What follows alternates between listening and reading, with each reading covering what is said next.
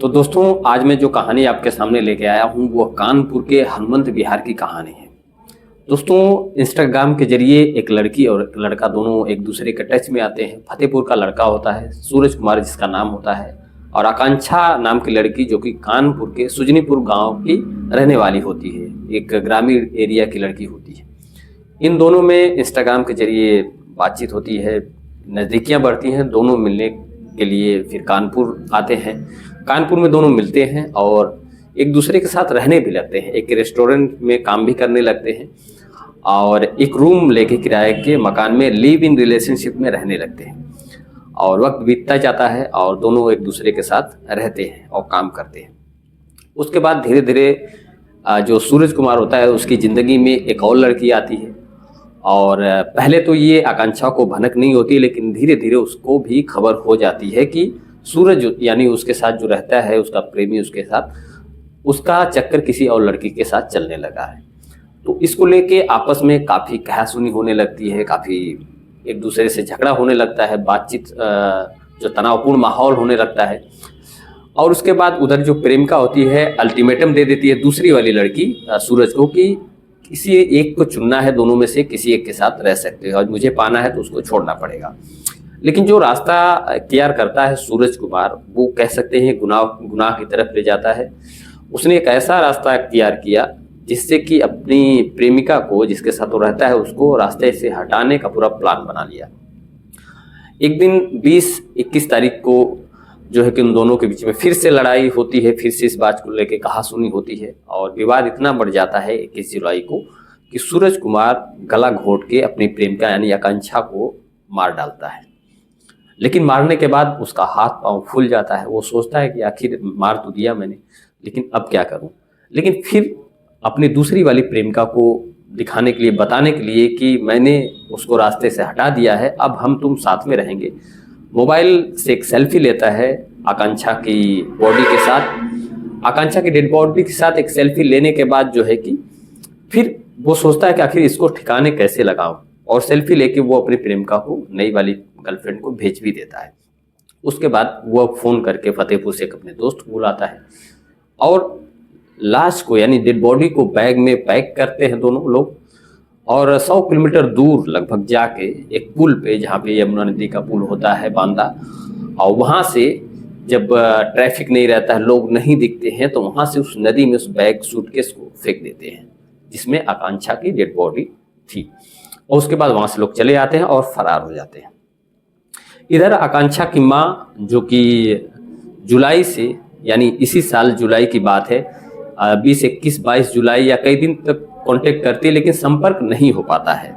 लेकिन हाँ, एक बात जरूर होती है, 22 या 23 तारीख में आकांक्षा की माँ जब फ़ोन करती है तो फ़ोन उधर से कट जाता है, आकांक्षा के मोबाइल से फ़ोन काटा जाता है, और उसके बाद एक मैसेज आता है कि भैया मैं भी बाद में बात करूँगी।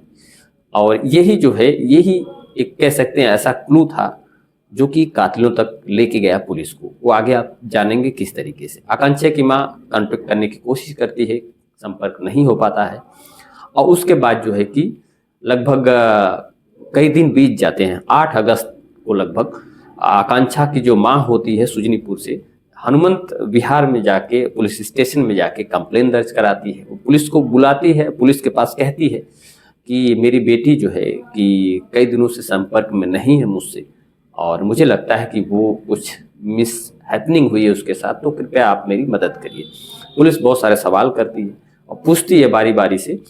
तो आकांक्षा की माँ जो एक क्लू देती है, वो कहती है कि इसके पहले मेरी बातचीत होती है, लेकिन मैंने अपनी बेटी को कॉल किया तो उधर से कॉल कट हुआ, और उसके बाद जो है कि उधर से मैसेज आया कि भैया मैं बाद में बात करूँगी।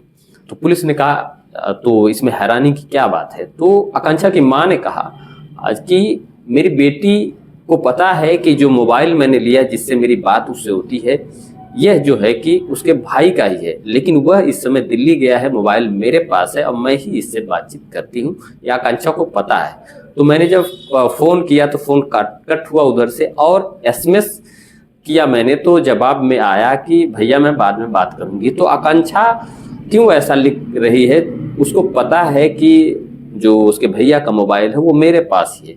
तो आकांक्षा का ऐसा लिखना मुझे समझ में नहीं आ रहा। फिर उसके बाद उससे संपर्क हो नहीं पा रहा है, बातचीत हो नहीं पा रही है। तो पुलिस को शक होता है और पुलिस इस मामले को सीरियसली गंभीरता से लेती है और उसके बाद जो है कि तलाश करने लगती है। आकांक्षा की माँ से बहुत सारा सवाल पूछा जाता है कि आपकी बेटी की उम्र क्या है। बताती है आकांक्षा की माँ कि 20 साल की है मेरी बेटी, और जो कि एक रेस्टोरेंट में काम करती है और किराए के मकान में रहती भी है। लेकिन मेरी बेटी जो है कि एक मेल पर्सन के साथ भी रहती है जो कि उसी के साथ काम करता है।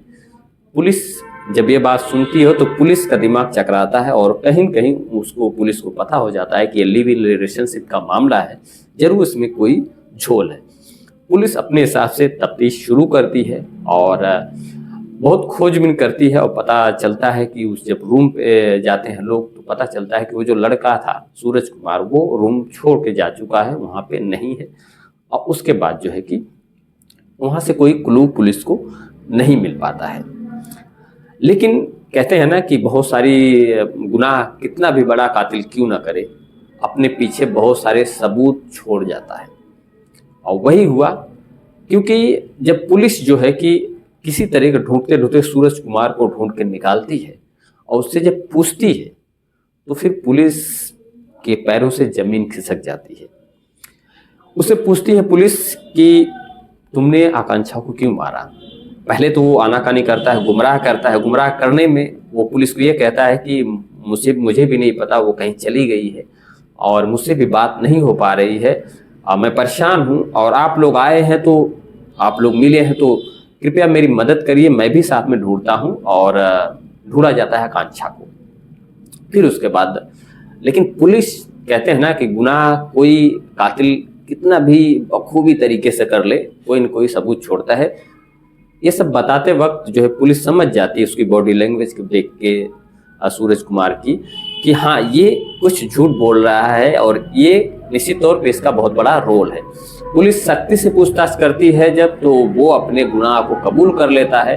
वो बताता है कि सारी कहानी स्टेप बाय स्टेप बताता है, जैसा मैंने आपको बताया इंस्टाग्राम के जरिए किस तरीके से प्यार हुआ, किस तरीके से रिलेशनशिप में रहने लगे लोग, रेस्टोरेंट में रहे, फिर दूसरी गर्लफ्रेंड आई उसकी ज़िंदगी में, फिर उसने आकांक्षा को इसकी वजह से मार डाला, तनाव होने लगा।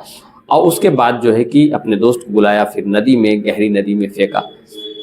और उसके बाद जो है कि उसकी माँ की जो बात आई कि मैसेज जो करने की बात आई कि भैया कह के क्यों बात किया, तो वो उसने बताया कि आकांक्षा का मोबाइल वो लेके अपने पास रखा था और मैसेज के जरिए रिप्लाई कर रहा था बाकी लोगों को।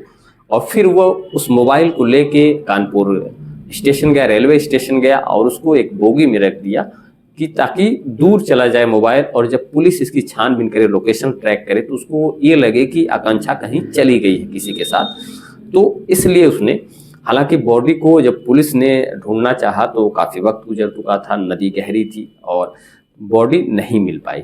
लेकिन जो जब मोबाइल यानी सूरज के मोबाइल को पुलिस ने खंगाला तो उसमें एक सेल्फी जो ली गई थी आकांक्षा की बॉडी के साथ, तो वो मिली और उसको सेंड किया गया था बाकायदे उस गर्लफ्रेंड को। तो पुलिस सब कुछ समझ गई कि आखिर ये जो कहानी है ये सिर्फ दूसरी गर्लफ्रेंड के साथ सेटल होने के लिए एक लिव इन रिलेशनशिप में रहने वाली लड़की के साथ प्रेम करके उसको मारा गया सूरज के द्वारा। तो पुलिस निश्चित तौर पे इस कातिल को पकड़ती है और पूरी कहानी जो है कि साफ हो जाती है। दोस्तों, इस कहानी को सुनाने का ही मकसद है, किसी को ठेस पहुंचाना नहीं है, कि आप सतर्क रहें, चाहे लड़की हो या लड़का हो, आप सतर्क रहें, ऐसे चक्कर में ना पड़े। खासकर लड़कियों के लिए भी मैं यही कहूँगा कि लिव इन रिलेशनशिप में रहना कोई बुरी बात नहीं है, लीगली है अगर, लेकिन फिर भी सोच समझ के फैसला लेना चाहिए, क्योंकि कोई ज़रूरी नहीं होता और कि सारी चीज़ अच्छी हो आप जो कर रहे हो। और दूसरी बात लड़कों के लिए भी है कि आप लिव इन रिलेशनशिप में रहते हैं, किसी के साथ आप प्रेम कर रहे हैं, तो फिर उसके साथ इतना बड़ा धोखा क्यों करेंगे, क्यों कर सकते हैं आप। निश्चित तौर पे अगर आप गुनाह करेंगे तो उसकी सज़ा आपको मिलनी है, क्योंकि आजकल बहुत एडवांस सिस्टम हो गया। आप कितना भी तेज हो लेकिन आपको आपके गुनाह की सज़ा मिलनी है। पुलिस किसी न किसी कीमत पे आपको पकड़ेगी और आपको उसकी सज़ा मिलनी है। चाहता तो सूरज छोड़ भी सकता था, कोई ज़रूरी नहीं था कि रास्ते से हटाना। लेकिन कहते हैं ना कि जब आदमी के दिमाग में या फिर दिल में कोई चीज़ गलत चीज़ बैठ जाती है तो वो गलत चीज़ को भी सही समझ के करता जाता है। तो निश्चित तौर पे इस पे आपकी क्या राय है, कमेंट में अपनी राय जरूर दीजिएगा। और फिलहाल मिलते हैं आपसे नेक्स्ट वीडियो में। जय हिंद।